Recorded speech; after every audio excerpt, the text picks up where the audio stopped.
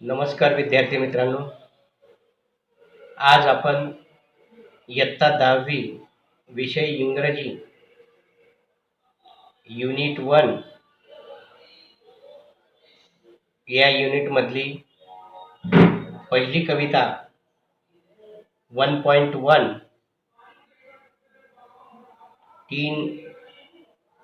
Teenagers prayer ही कविता आपण शिकणार आहोत.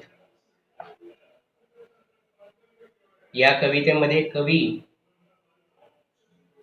काय म्हणतात तर ते आपण पाहणार आहोत. In this poem a teenager is expressing his thoughts about the decisions he wants to make for leading successful life. He prays to God to help him to lead the best life. A teenager's prayer. एका किशोरवयीन बालकाची प्रार्थना. Each day brings new beginnings. Decision I must make. I am the only one to choose in the road that I will take. Each day brings new beginnings along with it. So, at the beginning of each day, I must make my own decision.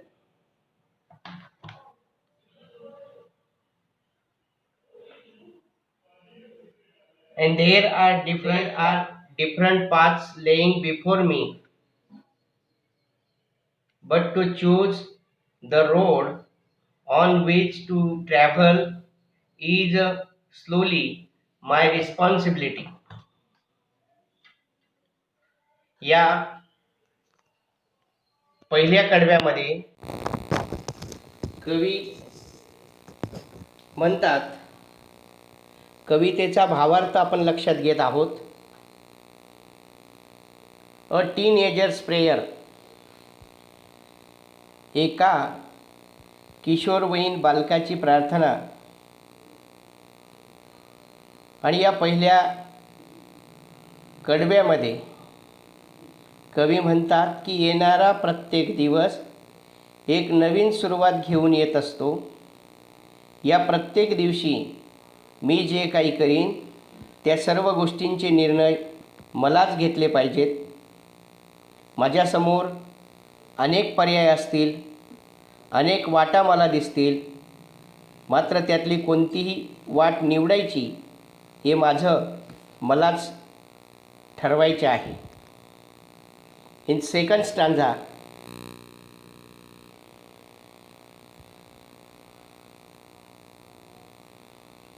I can choose to take the road of life and that leads to great success, or travel down the darkened road that leads to great distress. From those different roads laying before me, I can choose the road of life that leads to great success, or else I can travel down the path of evil, and that is darkened, which leads to great worry and strain, distress. या दुसऱ्या कडव्यामध्ये कवी म्हणतात की मी निवडलेला माझ्या आयुष्याचा मार्ग, माझ्या आयुष्यातला निर्णय मला उत्तुंग यशाच्या शिखरापर्यंत पोचवेल किंवा कदाचित अपयशाच्या अधोगतीच्या वाटेकडे देखील घेऊन जाईल. परंतु या निर्णयाची जबाबदारी पूर्णपणे माझी असेल.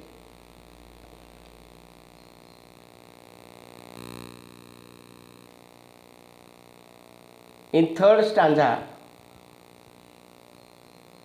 the speaker of the poem, the teenager, directly addresses the Almighty God, Lord. He pleaded to the Lord to open up his eyes and so that he might see clearly. He also prays to God to help him stand for what is right and to bring out the best in him. या तिसऱ्या कडव्यामध्ये कवी line to line meaning पहा. Please open up my eyes and dear Lord that I might clearly see. Help me stand for what is right. Bring out the best in me. या तिसऱ्या कडव्यामध्ये कवी म्हणतात की लॉर्ड, हे देवा, या जगात ज्या चांगल्या गोष्टी आहेत त्या पाहता याव्यात, त्या अनुभवता याव्यात अशी दृष्टी मला दे. जे योग्य आहे, जे न्यायी आहे त्यासाठी ठामपणे मला उभं राहता यावं आणि माझ्यातील सर्वोत्तम गुणांना योग्य दिशा देता यावी यासाठी मला मदत कर.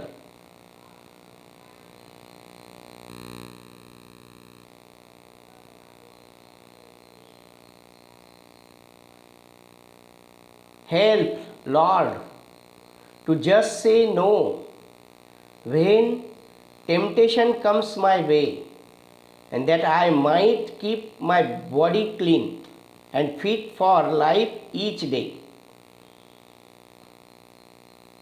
चौथ्या कडव्यामध्ये कवी म्हणतायत, The speaker goes on to speak God's help to enable him to say no when he is faced with situation where he may overcome by a strong desire and to do something bad or wrong. And the speaker also prays for God's blessing so that he might keep his body clean and fit to face the challenge of life each day. आणि या चौथ्या कडव्यामध्ये कवी म्हणतायत की एखाद्या मोहाच्या क्षणी अथवा कठीण प्रसंगी माझ्याकडून अयोग्य वर्तन घडू नये यासाठी ठामपणे नकार देण्याची देवा मला हिंमत दे. आणि आयुष्यातील आव्हानांना सामोरं जाण्यासाठी माझं शरीर, माझं आरोग्य मी कायम उत्तम निरोगी ठेवू शकेन यासाठी मला शक्ती दे. In the final stanza the speaker conclude that by the time his her teenage years are over he she will surely know the truth and that the live very best in way, the one which is live under the constant guidance of Almighty God with you walking next to me. In final stanza या शेवटच्या कडव्यामध्ये when my teenage years are over I know that I will see and that life is a live it's very best with you walking next to me. आता या पाचव्या कडव्यामध्ये शेवटच्या कडव्यामध्ये कवी म्हणतात की जेव्हा किशोरवयाचा हा काळ सरत जाईल आणि तेव्हा मला खात्री आहे की तुझी साथ असेल, तुझे आशीर्वाद पाठीशी असतील तर आयुष्याची वाटचाल अतिशय सुखद आणि सुकर होऊ शकते याची मला सदैव जाणीव असेल, असं या शेवटच्या कडव्यामध्ये कवी म्हणतात. धन्यवाद विद्यार्थी मित्रांनो.